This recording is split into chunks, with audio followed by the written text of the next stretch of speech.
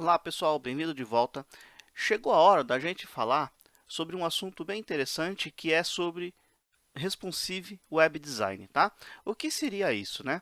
Bom, Responsive Web Design é uma maneira da gente criar as nossas páginas, os nossos sites, de uma maneira que funcione bem em mais de um dispositivo, né? Então, desde um aparelho mobile até um desktop, o meu site ele deve funcionar de maneira satisfatória aí, tá? E Responsive Web Design, ela é baseada basicamente em três princípios, tá? São grids fluidas, recursos flexíveis e consultas de mídia. O que é cada um deles? Bom, grid fluida diz que todo a largura do meu site, ela deve estar baseada em porcentagem, tá? Normalmente, existem alguns frameworks de CSS aí que são responsivos, né?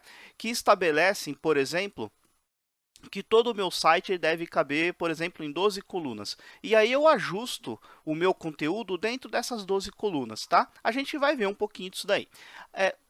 O Responsive Web Design também prevê que os recursos sejam flexíveis, ou seja, se eu inserir uma imagem, um vídeo que a gente ainda vai ver, mas se eu inserir imagem ou até mesmo um link de um vídeo do YouTube, por exemplo, esses caras eles têm que se adaptar na largura do seu container, tá? Então isso significa recursos flexíveis. E consultas de mídias são as famosas media carriers. A gente vai ver um pouco desses caras também. Vamos para frente aqui. Bom, então como eu falei, Responsive Web Design é a forma que a gente tem aí para fazer com que nosso site, nossas páginas se adaptem, né, a diversos tamanhos de dispositivos, tá? E voltando um pouquinho no passado, o que a gente tinha? A gente tinha um cara chamado MediaType, tá? Até hoje funciona. E o que ele faz, né? Você pode incluir, por exemplo, um CSS e utilizar o atributo mídia e dizer para que tipo de dispositivo é aquela mídia, né? Então, aliás, aquele CSS. Então, por exemplo, eu tenho ali link href tela, .css, que ele vai ser mostrado quando o tipo de mídia for um monitor, né? For uma tela, tá? Então, para impressão, olha só, também pode ser bastante utilizado hoje, utilizar o Media Print. Ou seja, quando a pessoa clicar para imprimir, e até mesmo não imprimir na impressora, mas às vezes ela coloca aquela página para imprimir, mas no final das contas ela quer salvar um PDF.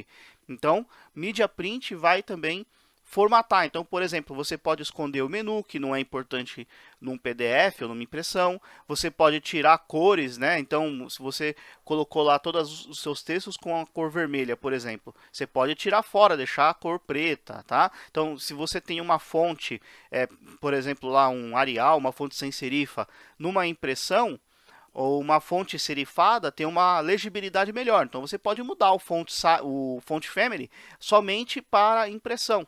Tá? Então a gente tem esses recursos aí. E a gente também tinha lá aquela última linha que é o handheld. Tá? O que isso significa isso? Quando for dispositivo tela pequena. Tá? Só que isso aqui, olha só, de se pensar, né? Isso aqui funcionava antes quando a gente tinha aqueles aparelhos pequenininhos, né? Aquelas telas verdes, não sei aí quem que lembra. Mas o fato é que esse tipo de mídia se tornou insatisfatório. Por quê? Porque olha só, no ano de 2000 a gente tinha aquele tipo de aparelho ali, né? Aquelas telinhas pequenas e tal. E foi evoluindo de uma tal forma que as telas de aparelhos celulares ficaram muito grandes, né? O tipo de, até mesmo o processamento do aparelho, ele foi melhorando, a memória e por aí vai, e até mesmo a resolução também, né? Então a gente tem um espaço de tela um pouco, digamos assim, um pouquinho menor, mas eu tenho muitos pixels naquele pequeno espaço ali, tá? Então tem celular que tem 1024 pixels de largura, e sei lá, tá? Então, aquele tipo de mídia, ele se mostrou insuficiente para resolver todos os cenários possíveis, tá?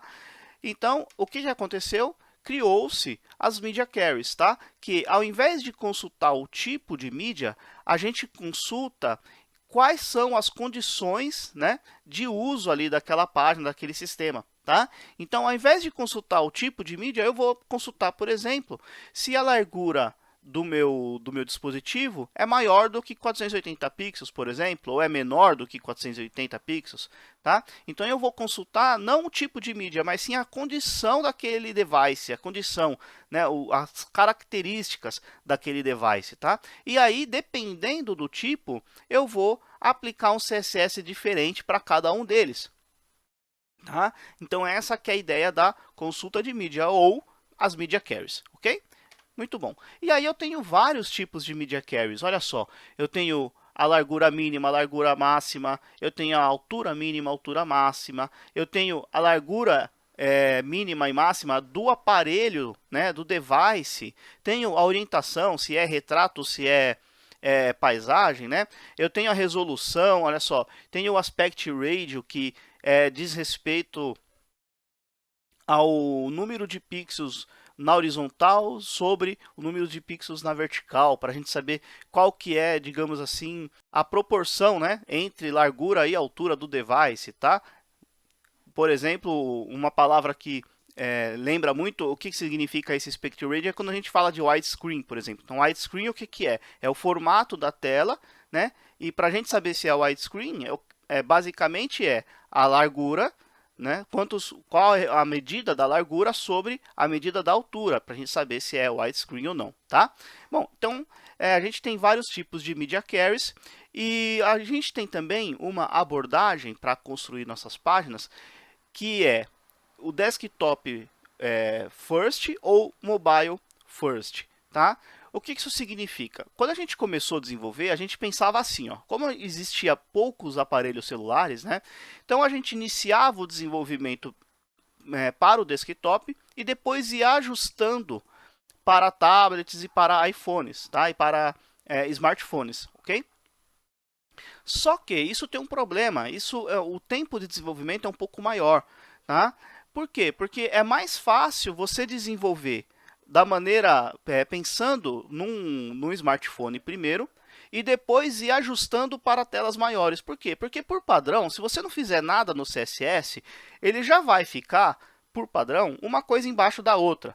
Tá? Então é mais fácil você pensar primeiro no mobile e depois ir ajustando, né? Quando uma largura mínima for, sei lá, aqui 480, aqui quando a largura mínima for 1024 e por aí vai, 980, ok?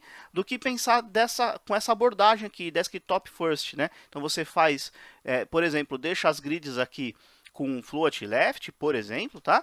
E aqui no mobile você tem que limpar o float left, ou seja, você tem que colocar um clear both ou clear left. Então é mais difícil pensar dessa forma, tá? Aqui normalmente a gente utilizaria no máximo, né, máximo widget, e aqui a gente normalmente usa min widget, tá? A gente vai ver isso daqui lá na frente, quando a gente for falar mais das media carries, ok?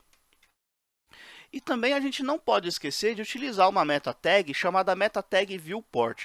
Para que serve isso? Isso aqui ele vai equalizar o tamanho da resolução, teoricamente, tá? O tamanho da resolução em pixels do aparelho com o tamanho físico do aparelho, tá? Então, quando eu escrevo essa meta tag viewport, eu estou dizendo que se meu aparelho, por exemplo, mede 480 pixels, meu aparelho físico mede 480 pixels, a resolução que o CSS tem que levar em consideração é a resolução do aparelho, é o tamanho do aparelho, tá? No caso aqui 480 pixels, porque como os aparelhos mobiles, né, normalmente eles têm uma resolução maior, ou seja, se o meu aparelho tem, vamos supor, tem 380 pixels físicos, e se a resolução é maior, né, se eu tenho uma tela retina, por exemplo, dentro desses 480 pixels, eu tenho 960 pixels que são usados lá pelo CSS. Tá? Então, essa meta tag vai equalizar isso, vai deixar mais fácil o desenvolvimento, tá legal? Muito bom. Eu também preciso sempre pensar em recursos flexíveis, tá? Então, aqui eu dei um exemplo simples, que é a tag MG, né? Então, eu coloco lá que a largura dessas imagens, elas têm 100% ou, no máximo, 100%. A gente já viu isso aqui, só quis dar uma relembrada aqui na parte de Responsive Web Design, ok? Muito bem. E aqui eu tenho uma observação. Será que utilizar Max Widget ou até mesmo Widget 100% nas imagens é suficiente? Então vamos pensar um pouquinho. Se eu tenho um site, né, uma página, ela tem uma imagem lá de 1900 pixels. Se eu abrir esse cara no aparelho mobile, o meu aparelho mobile, o meu dispositivo, vai carregar uma imagem de 1900 pixels de largura para mostrar bem menos, né? Vai mostrar bem menor, porque eu fui lá reduzir o widget da imagem para 100%, né? Então ali fez caber ali no container, mas eu estou pegando uma imagem gigante de largura e mostrando essa imagem bem menor, menos da metade aí. Tá? Então, só quero colocar uma pulga aí na orelha de vocês, tá? A gente vai pensar nisso aqui mais para frente, tá bom? Muito bem. O próximo, então, para terminar, são as grids fluídas, tá? Então, tomando emprestado aqui uma imagem de um CSS aí disponível na internet, né? Um framework de CSS que trabalha com responsividade, né? Existe aí diversos, por exemplo, o Bootstrap é um deles, tá? Eu tomando emprestado uma imagem de um desses frameworks, eu tenho aqui um conceito de grid fluida. O que isso significa? Significa que eu vou fazer meu conteúdo encaixar dentro de uma determinada grid. Por quê? Porque essa grid ela sempre vai ser construída em porcentagem, né? Então ela vai se adaptar à largura aí do device, à largura do container, tá? Então eu tenho que fazer o meu conteúdo se encaixar nessa grid aí. Tá? Então, por exemplo, se eu tiver 3 colunas, vamos supor, eu tenho ali uma imagem grandona em cima e tenho 3 pequenos cards embaixo. Ou seja, cada card, deixa eu abrir aqui, opa, aqui, olha só, digamos que eu tenho 3 cards aqui, ó. E aí, esses cards, eles vão ocupar cada um deles